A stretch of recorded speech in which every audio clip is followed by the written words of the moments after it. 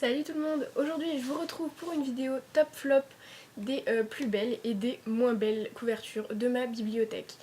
Alors j'ai pas tous ceux que je voudrais, c'est-à-dire que par exemple dans le flop il va y avoir certaines couvertures en fait que j'y aurais pas forcément mis, mais en fait la moitié de mes bouquins sont déjà partis chez ma grand-mère pour attendre qu'ils me soient gentiment envoyés au Canada. Du coup je fais avec ceux que j'ai actuellement dans ma bibliothèque. Donc on commence par les flops. Donc j'ai fait 5 par 5 étant donné que j'ai plus que une quarantaine de livres chez moi, donc je peux pas aller très loin. Donc en numéro 5, c'est le tome 2 et le tome 3 de Divergente.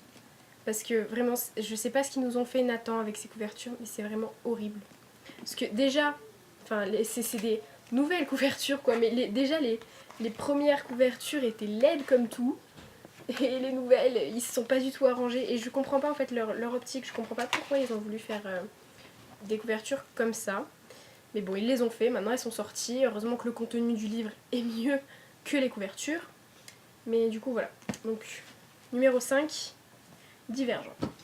En numéro 4, j'ai choisi de mettre la nouvelle sortie chez Black Moon de Sublime Créature. Donc la nouvelle de la saga 16 lunes, écrite par Camille Garcia et Margaret Stoll.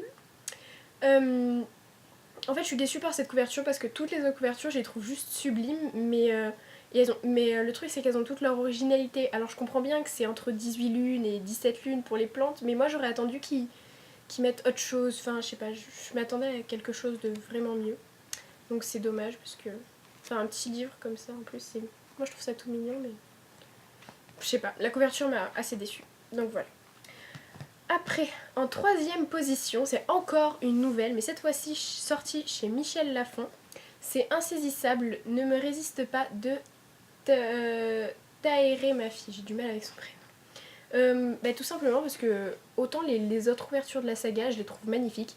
Et d'ailleurs là, vous avez le tome 2 et 3 qui attendent d'être chroniqués avec Caleb et Night School 3.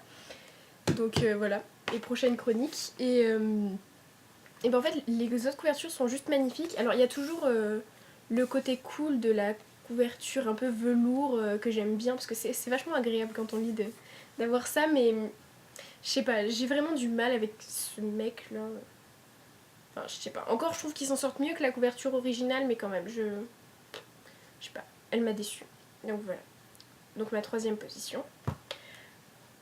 La deuxième position, c'est Gatsby de F. Scott Fitzgerald.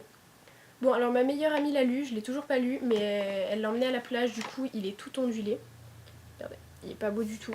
Mais je compte l'emmener au Canada avec moi pour faire ma cultivée. Et enfin, je sais pas, j'aime pas cette couverture. Déjà, en plus, on voit le prix en gros.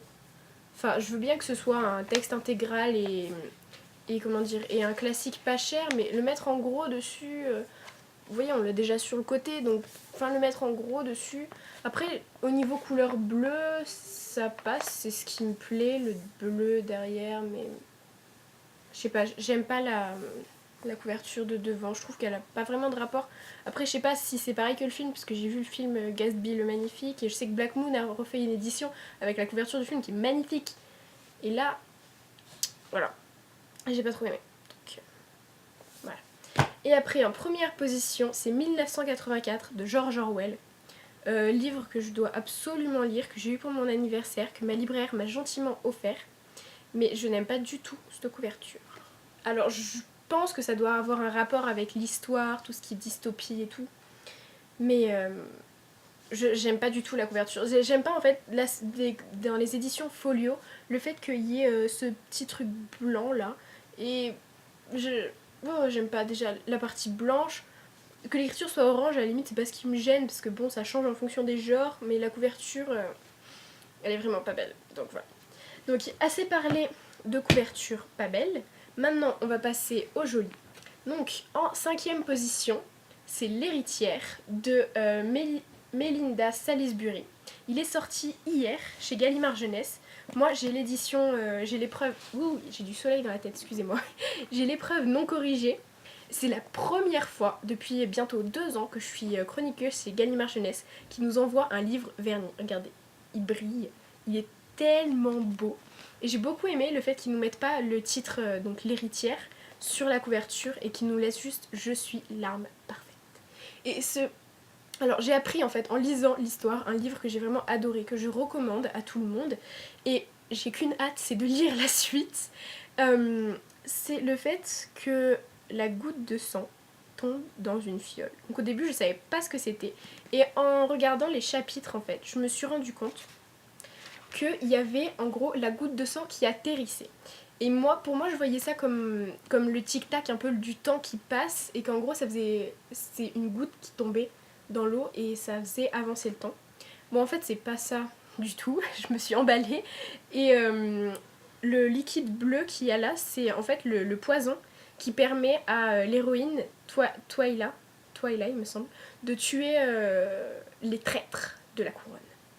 Donc c'est vraiment un livre de fantasy extraordinaire et la couverture va tellement bien avec, c'est un truc de fou. Parce que même, regardez-moi ce dégradé de vert.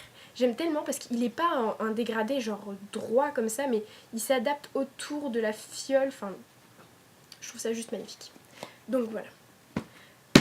En 5e position. Donc en 4e position, un livre de la collection R que beaucoup de personnes ont aimé mais que je n'ai pas encore lu, c'est A Kiss in the Dark de Kate Clark. J'adore cette couverture et je l'ai depuis octobre ce bouquin. Il me fait de l'œil depuis octobre, mais j'ai tellement de livres de cours à lire et de livres que je ne veux pas emmener au Canada à lire que du coup je me retiens parce que lui, franchement c'est un livre que je veux voir dans ma bibliothèque au Canada, rien que par sa couverture qui est juste magnifique. Alors j'en comprends pas encore le sens et je pense qu'en le lisant je comprendrai mieux, mais rien que l'œil est la seule partie qui brille. Je sais pas si on peut le voir au soleil ou pas, non. Mais en gros l'œil brille, le titre aussi. Le titre qui est rose quand même, qui attire l'œil on va dire. Et puis le slogan quoi, l'amour peut-il survivre au plus gros des mensonges. Attention. Du coup voilà, je trouve vraiment magnifique et surtout que j'ai toujours pas encore lu de Kate Clark. Et son nouveau va pas tarder à sortir, il me semble qu'il va sortir en même temps que le nouveau de Victor Dixon, auteur que j'adore, qui a écrit Animal.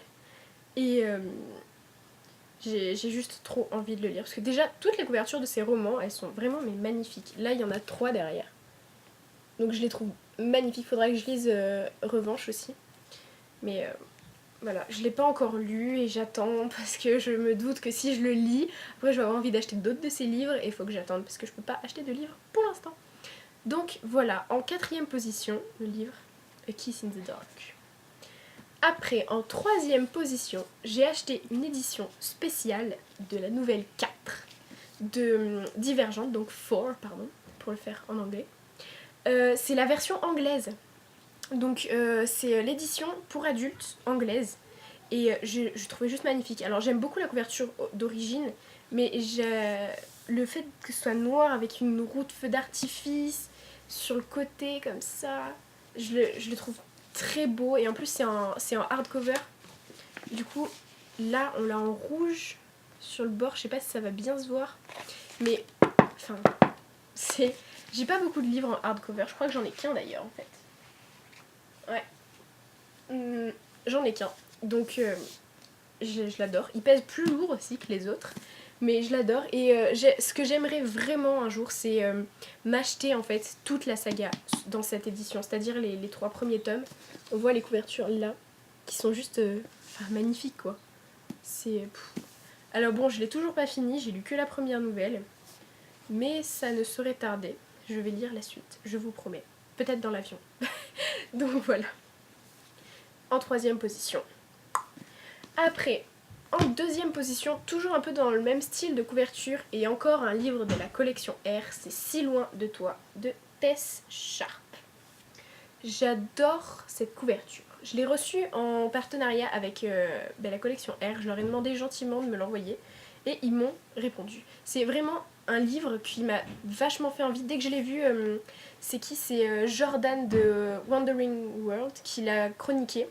Et il n'était pas encore sorti en français et je suis tellement heureuse qu'ils aient gardé la couverture originale. Parce que là, franchement, elle est tellement magnifique. Et enfin, voilà. Donc, elle est trop belle et il m'avait trop fait envie et je l'ai toujours pas lu depuis que je l'ai reçu et ça m'énerve, mais je le lirai. Donc voilà. Elle est vraiment magnifique avec les petites les petites, enfin pas des lucioles, j'y arrive plus, ça y est. Les petites... Oh, je viens de remarquer un truc sur la couverture, je l'aime encore plus. Il y a donc les guirlandes, et là il y en a une qui explose. Enfin bref, voilà. Je viens de remarquer un truc, alors que cette couverture, je crois que je la mate tous les jours depuis que je l'ai, et je sais pas comment je fais pour remarquer qu'aujourd'hui qu'il y en a une qui explose, mais bon, donc j'aime trop. Voilà, la collection RC me conquiert au niveau des... Je sais pas si c'est français, mais bon bref, j'adore toutes les couvertures de la collection R quasiment.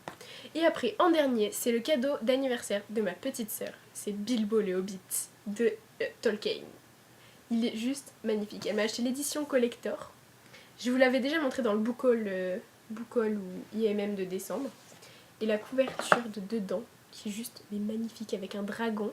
Et en plus, j'ai un marque-page dedans qui fait les cartes du pays. C'est tellement cool parce que j'ai jamais lu Les Seigneurs des Anneaux. Et je me suis fait menacer de mort par plusieurs de mes amis pour ne pas avoir lu ça alors que je suis une grande fan de lecture. Du coup, j'ai décidé de commencer par Bilbo le Hobbit vu que je sais que ça se passe avant Le Seigneur des Anneaux. Et je me suis dit que c'était plus intelligent, vu que j'avais la possibilité de lire ce qui se passe avant Le Seigneur des Anneaux, avant de lire Le Seigneur des Anneaux, et bien du coup, j'ai choisi de prendre Bilbo le Hobbit en premier. Donc ça fait qu'il reste, normalement il est là, et il m'attend patiemment. Mais lui pareil, je veux pas le lire pour l'instant parce que, en fait, je voudrais vraiment l'emmener au Canada parce que, encore une fois, c'est une pochette que je veux voir dans ma bibliothèque au Canada tout le temps. Elle est tellement magnifique, presque velours un peu. Enfin, c'est... Voilà. C'est des livres comme ça que je me retiens de lire alors que j'ai extrêmement envie de les lire parce que je veux les emmener au Canada avec moi. Donc voilà. Alors, cette vidéo est finie pour aujourd'hui. Donc si ça vous a plu, laissez-moi un commentaire et ce serait sympa de savoir donc aussi à vous quelle est votre couverture préférée de votre bibliothèque et quelle est celle que vous détestez le plus. Donc je tiens aussi à remercier Florent R de la chaîne La Folie des Grandeurs, il me semble, parce que c'est lui qui a fait le top flop, le premier que j'ai vu sur les livres. Ça m'a beaucoup plu, du coup voilà, j'ai choisi de le refaire. Je tiens à vous remercier vous aussi d'avoir regardé ma vidéo et je vous dis à bientôt. Salut!